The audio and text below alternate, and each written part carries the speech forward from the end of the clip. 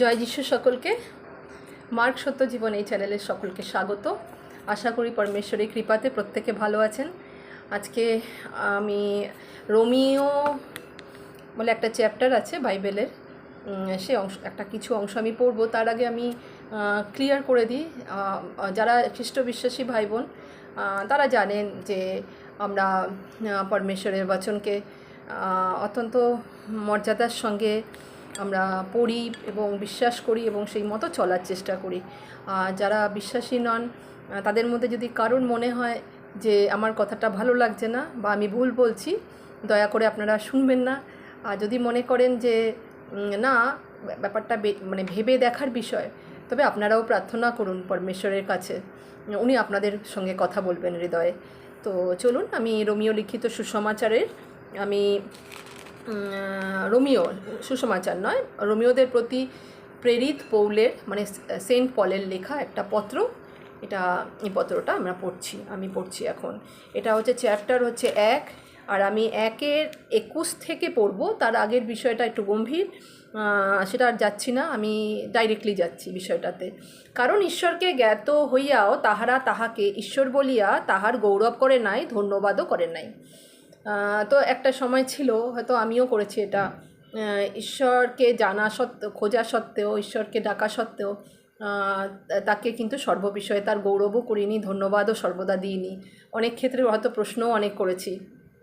এখানে বলছে তারা করেননি, ধন্যবাদও দেননি। কিন্তু আপনাদের তর্ক বিতর্কে অসার হইয়া পড়িয়াছে এবং তাহাদের অবোধ হৃদয় অন্ধকার হইয়া গিয়াছে। অ্যাকচুয়ালি যতক্ষণ না সত্যের ঈশ্বরকে জেনেছি ততক্ষণ হৃদয় অন্ধকার ছিল। চক্ষুর ওপরে যেন একটা পট্টি, কালো পট্টি ছিল, ইনভিজিবল, কেউ দেখতে পেত না। আমরাও যতক্ষণ না পরমেশ্বরকে না জানতে পারি, আমাদের চোখের উপরে একটা শত্রু একটা কালো পট্টি দিয়ে রাখে, যার জন্য আমরা সত্যকে চিনতে পারি না।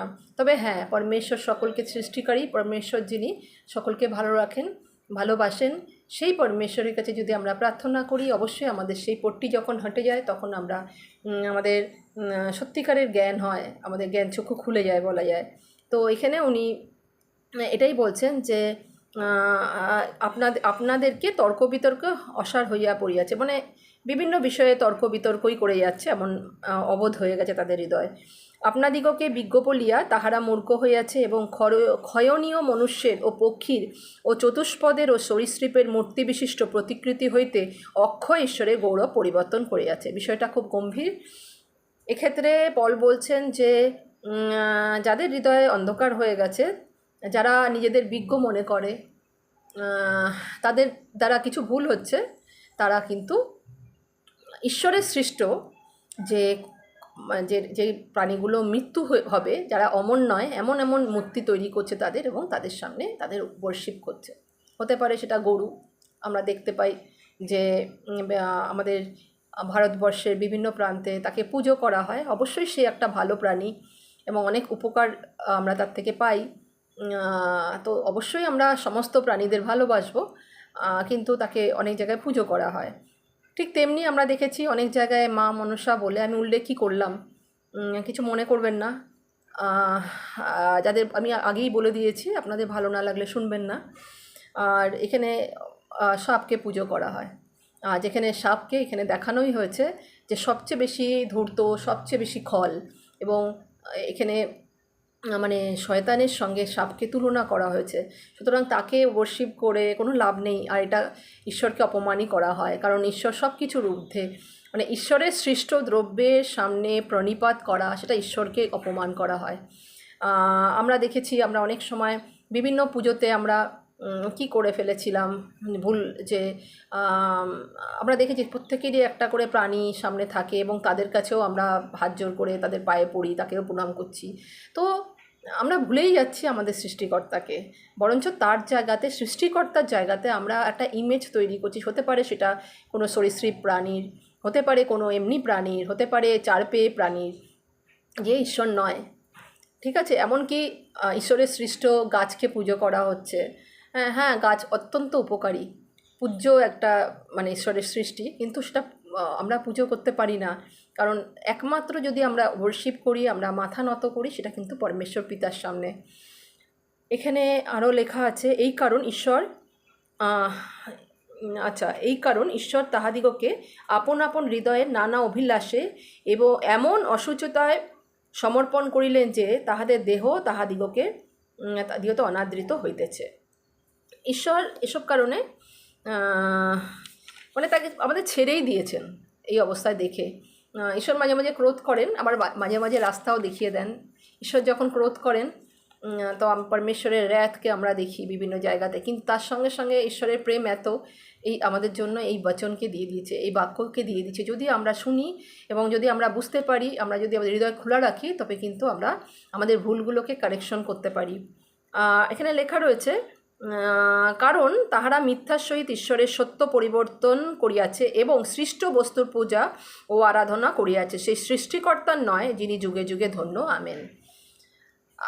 আমাদের ঈশ্বর তৈরি করেছিলেন, সৃষ্টি করেছিলেন এই কথা মনে করে যে আমরা তার সঙ্গে চলবো, তার সঙ্গে আমরা কথা বলবো, তার সঙ্গে কমিউনিকেশন রাখবো। উনি উদ্যানে নেমে আসতেন, এদনের উদ্যানে আদম আর হবার সঙ্গে কথা বলার জন্য। উনি আশা করেছিলেন, প্রত্যাশা রেখেছিলেন যে আমরাও তার সঙ্গে চলবো। কিন্তু আমরা দেখেছি যে আদম আর হবার ভুলের জন্য উনি আমাদেরকে ছেড়ে দিয়েছেন আমাদের অভিলাষার উপরে। কিন্তু তার সঙ্গে সঙ্গেও উনি নিজের পুত্রকে আমাদের উদ্ধারের জন্য পাঠিয়েছিলেন, যাতে নাকি আমাদের সমস্ত পাপভার উনি ক্রুসিফাইড হন এবং তার রক্ত দ্বারা আমাদের পাপ ধুয়ে যায়, এবং আমরা যেন যে ভুলগুলো করছি আমরা যেন চেতনার উদয় হয়, এবং যেন আমরা প্রকৃতপক্ষে যে ঈশ্বর আমাদের তৈরি করছেন সেই ঈশ্বরকে, সেই পরমেশ্বরকে, যে সৃষ্টিকর্তা, তার আমরা যেন আরাধনা করি। তো এখানে লেখা আছে, এই জন্য ঈশ্বর তাহাদিগকে জঘন্য রিপুর বশে সমর্পণ করিয়াছেন, এমনকি তাহাদের স্ত্রীলোকেরা স্বাভাবিক ব্যবহারের পরিবর্তে স্বভাব বিপরীত ব্যবহার করিতেছে, আর পুরুষেরাও তদ্রূপ স্বাভাবিক স্ত্রী সঙ্গ ত্যাগ করিয়া পরস্পর কামানলে প্রজ্বলিত হইয়াছে। পুরুষে কুৎসিত ক্রিয়া সম্পন্ন করিয়াছে এবং আপনাদিগতে নিজ নিজ বিপথে গমনের সমুচিত প্রতিফল পাইয়াছে। তো পরমেশ্বর যখন দেখেন কোনো মানুষ তাকে ত্যাগ করেছে এবং এমন কিছু কে একটা প্রতিমা বানিয়েছে, প্রতিমা মানে এই নয় যে শুধুমাত্র কোনো একটা মূর্তির সামনে ঝোঁকা। আমরা যাকেই ঈশ্বরের থেকে বেশি ইম্পর্টেন্স দিই সেটাই আমাদের জীবনের প্রতিমা।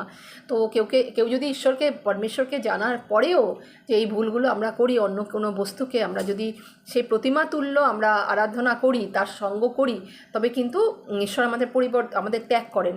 এখানে আমরা দেখছি ঈশ্বর কিন্তু সম্পূর্ণরূপে সেসব মানুষকে ত্যাগ করেছে, এবং সেই জন্য আজকে যে স্বাভাবিক সম্পর্কগুলো নষ্ট হয়ে যাচ্ছে পৃথিবীতে।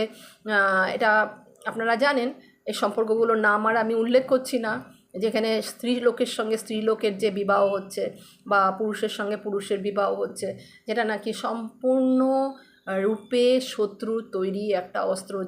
যারা নাকি এগুলোর সপক্ষে বলছেন তাদেরও কিন্তু মানে তাদের দোষ না, কারণ পরমেশ্বরের থেকে তারা দূরে কোনো না কোনোভাবে চলে গেছে। এই জন্য পরমেশ্বরের বুদ্ধি তাদের মধ্যে কাজ করছে না, তারা এটাকে স্বাভাবিক একটা আচরণ বলে মনে করছেন। এরকমকে সাপোর্ট করাও কিন্তু এই জিনিসগুলোকে ঈশ্বরের ক্রোধের কোপানলে পড়াই। তো আমরা ওই জন্য খুব সাবধানে আমাদের থাকতে হবে এই সময়ে, কি আমরা যেন পরমেশ্বরের উপস্থিতিতে থাকি এবং সঠিক বুদ্ধির জন্য আমরা যেন পরমেশ্বরের কাছে প্রার্থনা করি। এই ধরনের পাপ, এটা কিন্তু মৃত্যুজনক পাপ। এটা কিন্তু খুব একটা ক্ষমার কথা আমি দেখিনি, কারণ আমি যখন বাইবেল পড়ছিলাম সেখানে দুরকম পাপের কথা উল্লেখ আছে। একটা হচ্ছে মৃত্যুজনক পাপ, আর একটা হচ্ছে যে পাপ করলে পরে ঈশ্বর ক্ষমা করেন যদি তুমি বুঝতে পারো আর প্রার্থনা করো। আর আমি ঠিক বলতে পারবো না এই ধরনের পাপ যারা করছেন তারা যেন তাদের বুদ্ধি আসে, সুবুদ্ধির আত্মা পরমেশ্বর দেন, তারা যেন মানে রিপেন্ট করেন এবং পরমেশ্বরের কাছে রিপেন্ট করে ফিরে আসেন। তবে আমি বিশ্বাস করি পরমেশ্বর তো অনেক কিছুই ক্ষমা করেন, হয়তো এর থেকেও উনি ক্ষমা করবেন। আর যেমন তাহারা ঈশ্বরকে আপনাদের জ্ঞানে ধারণ করিতে সম্মত হয় নাই, তেমনি ঈশ্বর তাহাদিগকে অনুচিত ক্রিয়া করিতে ভ্রষ্টমতিকে সমর্পণ করলেন। যে মানে যারা ঈশ্বরের পথে চলছিল না, যারা অন্য অন্য জিনিসকে বেশি ইম্পর্টেন্স দিচ্ছিল ঈশ্বরের থেকে, ঈশ্বরের সৃষ্ট দ্রব্যগুলোকেই বেশি ইম্পর্টেন্স দিচ্ছিল, ঈশ্বর তাদের যখন ত্যাগ করেন তখন তারা এরকম মানে অদ্ভুত অদ্ভুত ক্রিয়া করতে শুরু করে।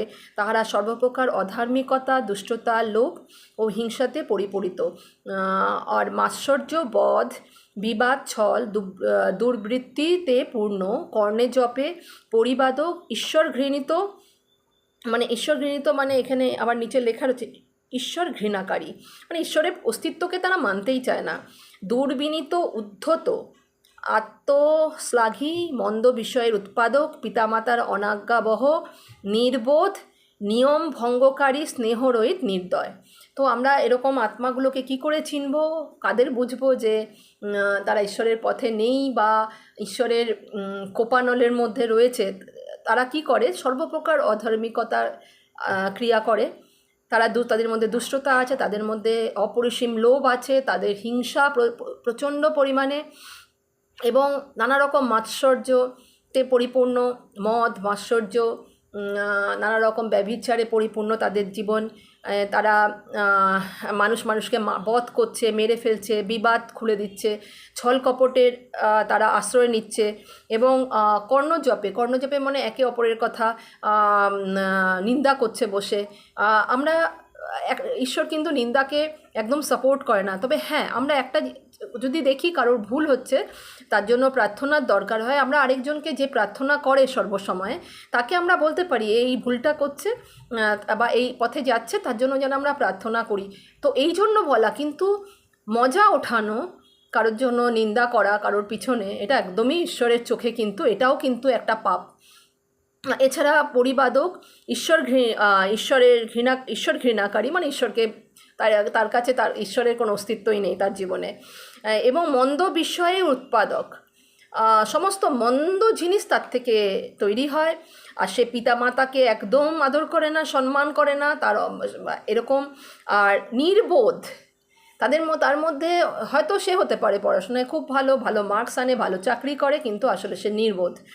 এবং নিয়ম ভঙ্গকারী, স্নেহরহিত, নির্দয়, এদের মধ্যে কিন্তু দয়া মায়া আমরা আশা করতে পারি না, কারণ এদের বুদ্ধি একদম দিয়াবলের হাতে, মানে শয়তানের হাতে চলে যায়, কিছু দুষ্টাত্মার হাত দ্বারা কন্ট্রোল হয়। পরিষ্কার কথা, কেউ যদি বিশ্বাস করেন ভালো, কেউ যদি না বিশ্বাস করেন সেটা তার ব্যাপার, কিন্তু সত্যি যেমন পরমেশ্বরের আত্মা আছে, পবিত্র আত্মা আছে, তেমনি দুষ্টাত্মাও আছে, এটাকে কিন্তু আপনারা জেনে রাখবেন।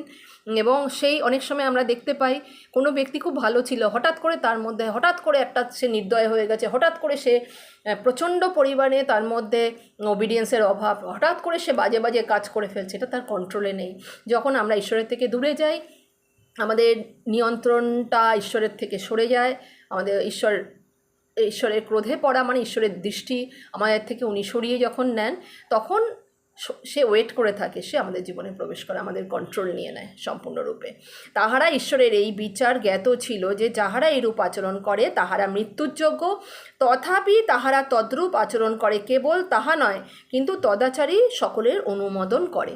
তো আমরা দেখতে পাচ্ছি যারা এসব কার্যগুলো করে, শুধু নিজে করে না, এটাকে যারা সাপোর্ট করে, যারা অনুমোদন করে, তারাও কিন্তু একইভাবে ঈশ্বরের চোখে মানে ঘৃণিত, পরিষ্কার কথা। তো চলুন প্রার্থনার মধ্যে দিয়ে যাই।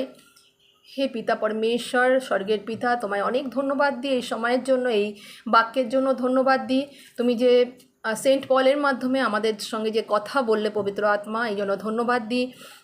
প্রভু, আমাদের চৈতন্য হোক, আমরা যেন তোমাকে যোগ্য মর্যাদা দিই, কারণ তোমাকে কোনোভাবে আমরা, যেহেতু তোমাকে দর্শন করা যায় না, দেখা যায় না, সেহেতু তোমার মূর্তি কোনোভাবে আমরা যেমন বানাতেও পারি না, আর সেটা যদি আমরা বানাতে যাই, কোনো একজন কার্পেন্টার বা কোনো একজন শিল্পীর হাতের একটা সৃষ্ট দ্রব্য, সেটা শুধুমাত্র সেটা তুমি নও, সেটা যেন মানুষ বুঝতে পারে। এছাড়াও প্রভু, আমরা যে অনেক মানুষ প্রভু, যারা বিভিন্ন তোমার সৃষ্ট দ্রব্যের বা অ্যানিমেলের বা বৃক্ষের বা চন্দ্র তারার পুজো করছে, বা সানের উপাসনা করছে, মানে সূর্যের উপাসনা করছে, যেটা তুমি একদম পছন্দ করো না, কারণ সকল মহিমার একমাত্র, সকল প্রশংসা, সকল স্তুতির একমাত্র যোগ্য পরমেশ্বর শুধু তুমি।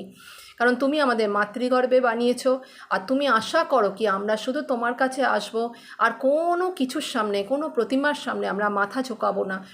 আমরা প্রভু, আমাদের যারা শুনছি, আমাদের কান যেন তুমি প্রভু পরিষ্কার রাখো, তোমার প্রিয় পুত্রের রক্ত দিয়ে আমাদেরকে প্রভু ক্লিন করো, আমাদের অন্তঃকরণকেও ক্লিন করো, যাতে আমরা এই বচনকে বুঝতে পারি, হৃদয়ে ধারণ করতে পারি এবং তোমার কাছে এসে প্রার্থনা করি। প্রভু, যদি এরকম কেউ ব্যক্তি থাকে যে পরমেশ্বরকে খুঁজছেন বা অবজ্ঞা করছেন, তার জন্য প্রার্থনা করি সে যেন পরমেশ্বরের প্রেমকে বুঝতে পারেন। প্রভু যিশুর সামর্থ্যের নামে প্রার্থনা করলাম, শুনে নাও পিতা, আমেন।